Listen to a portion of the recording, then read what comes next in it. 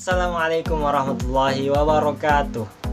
Perkenalkan, nama saya Farisul Islam Mubarak. Saya berasal dari Makassar. Halo, perkenalkan namaku Risa Widianingrum, asal Cirebon, Jawa Barat. Saya Halida Azhara, asal Malang. Perkenalkan, nama saya Tarmizi Syawali, saya berasal dari Sumatera Barat. Saya Vina Ita Umfida, asal Kediri. Perkenalkan, namaku Nuraini Zakia, asal Palembang, Sumatera Selatan. Nama saya Riko Pradana Putra, asal dari Magetan, Jawa Timur. Halo, nama saya Aufa Isri Zuraida, saya berasal dari Lumajang. Perkenalkan, saya Alfia Balkis Al-Kafia, asal saya dari Pasuruan. Halo, nama aku Gina, aku dari Bali. Perkenalkan, nama saya Rajib Nazif Fazullah Sinagula, asal Maumere, Nusa Tenggara Timur. Hai guys, kenalin nih, namaku Salsabila Fatika Rifani, berasal dari Bali. Perkenalkan, nama saya Muhammad Farnizar, asal Malang. Perkenalkan, nama saya Fadila Nur Khairiyah, biasa dipanggil Fadila. Saya berasal dari Lampung. Halo, nama aku Wilam Rahadika Auranisa, biasa dipanggil Wilan, asal dari Cilacap. Nama saya Muhammad Ali Al-Ausad, dari Fakultas Syariah, jurusan Hukum Keluarga Islam. Saya asal Palu, Sulawesi Tengah.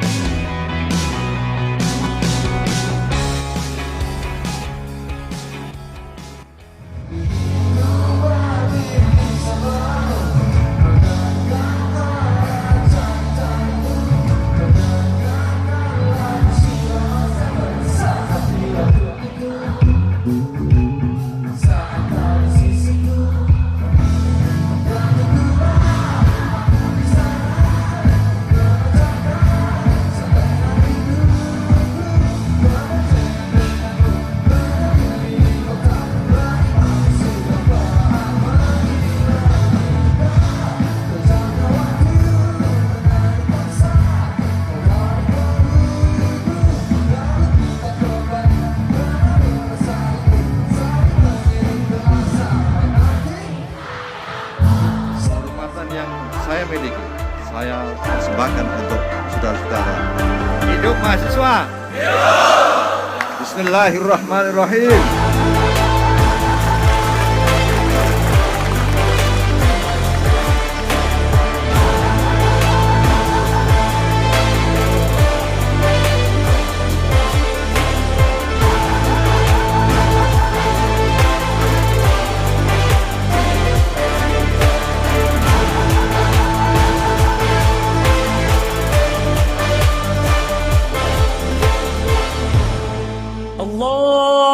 Allahu Akbar, Allahu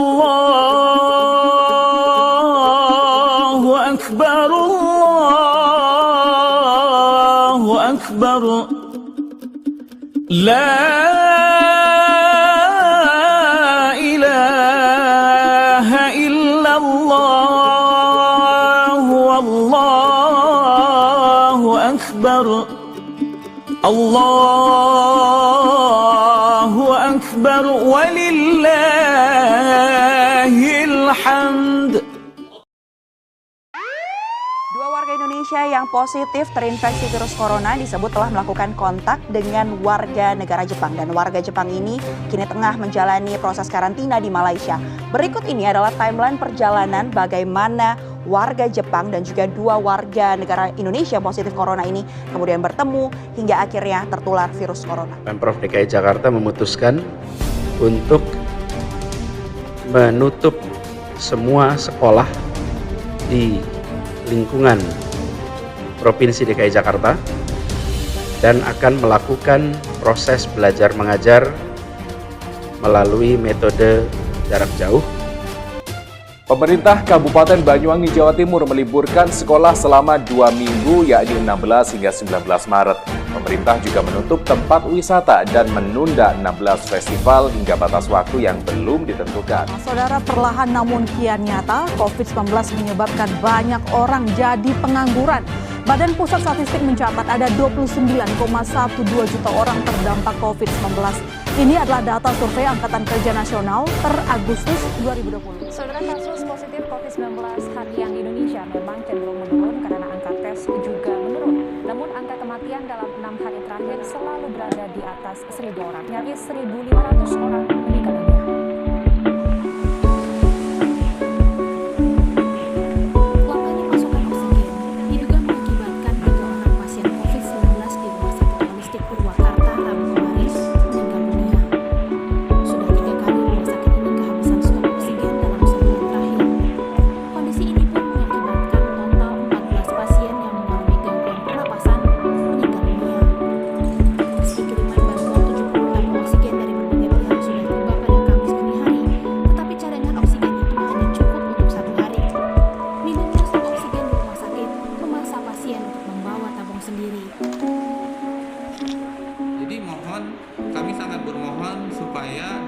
Oksigen ini tolong lancar, dijamin membantu pasien-pasien kita ini. Bahkan pasien kita itu ada yang membawa oksigen dari rumah, jadi itu keluarganya.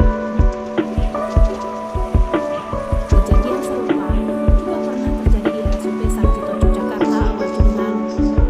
Saat itu puluhan pasien meninggal dunia dalam semalam diduga akibat kekurangan pasokan oksigen sentral.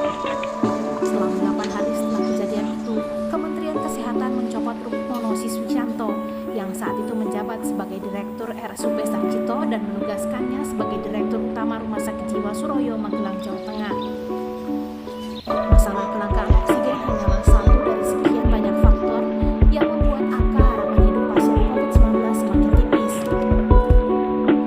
Dalam sepekan terakhir, angka kematian akibat COVID-19 di Indonesia selalu berada di atas 1.000 orang. Hanya dalam satu pekan terakhir, Indonesia bahkan sudah 3 kali mencatatkan angka kematian tertinggi sepanjang sejarah pandemi COVID-19.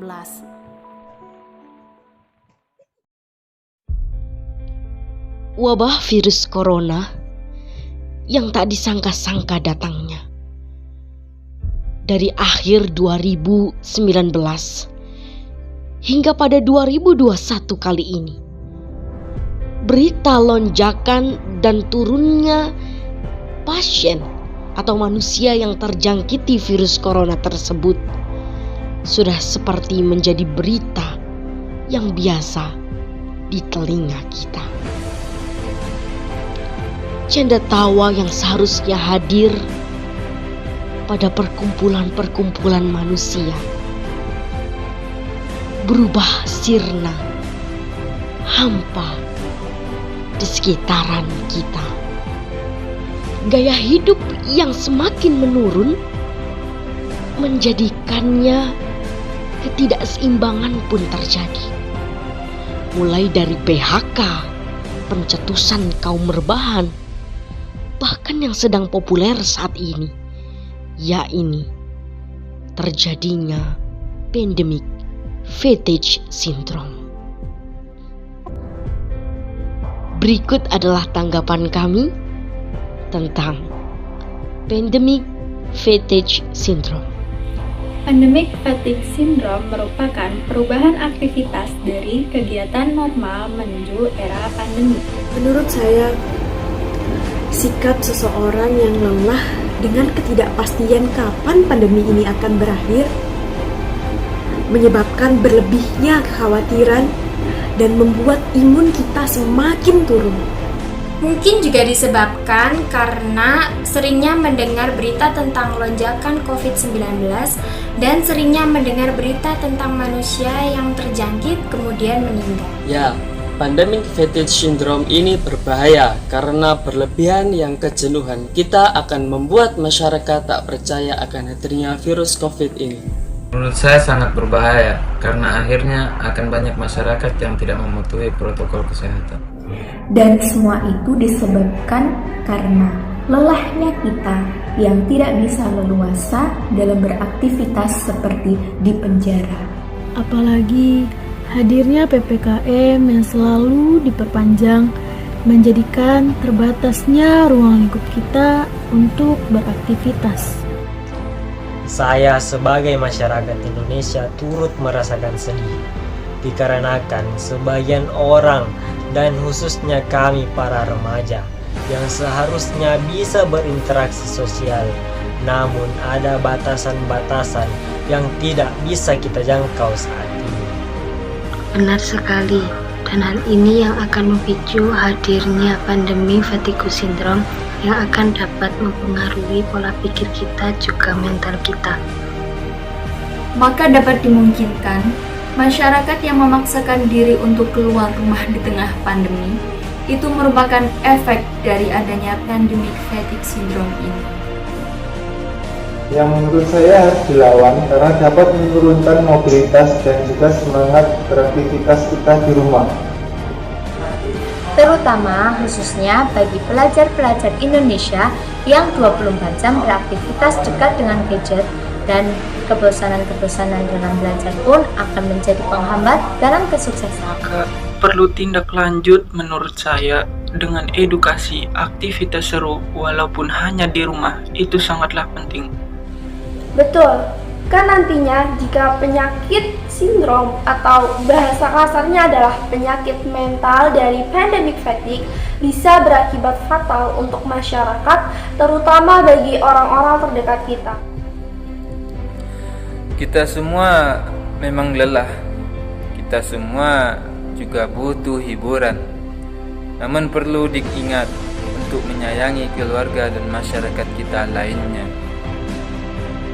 Karena efek dari pandemic syndrome ini, seperti yang saya telah baca dari laman suara.com, menyatakan bahwa pandemic fatigue ini menimbulkan rasa traumatis pada diri manusia, sehingga antara mental dan imun tidak lagi seimbang dan dapat berakibat kematian.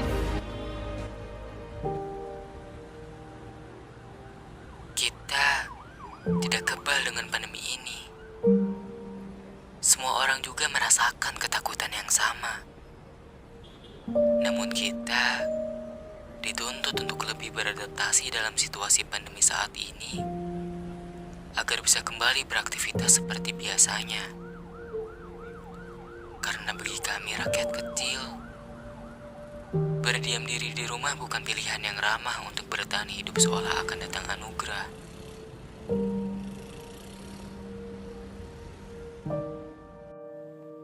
Tuhan belum menyerah dengan kita.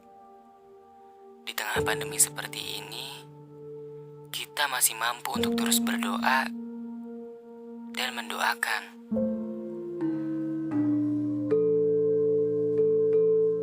Budaya dan nilai-nilai luhur kita sebagai bangsa masih terus diwariskan dari generasi ke generasi, dari lisan ke tulisan, dari akhlak ke perbuatan, dan dari keberagaman untuk Nusantara.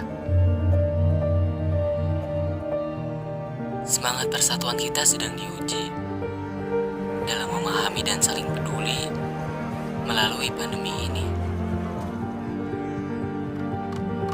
Dengan karakter bangsa Indonesia yang bertuhan, berbudaya, bersatu, hingga bersosial luhur, menjadi alasan bahwa kami yakin pandemi ini pasti bisa kita lalui. Tetap jaga jarak dan selalu jaga kebersihan. Indonesia kuat hadapi COVID-19. Mari jaga mental kita dengan merubah pola harian dengan melakukan aktivitas di rumah aja. Sayangilah keluargamu.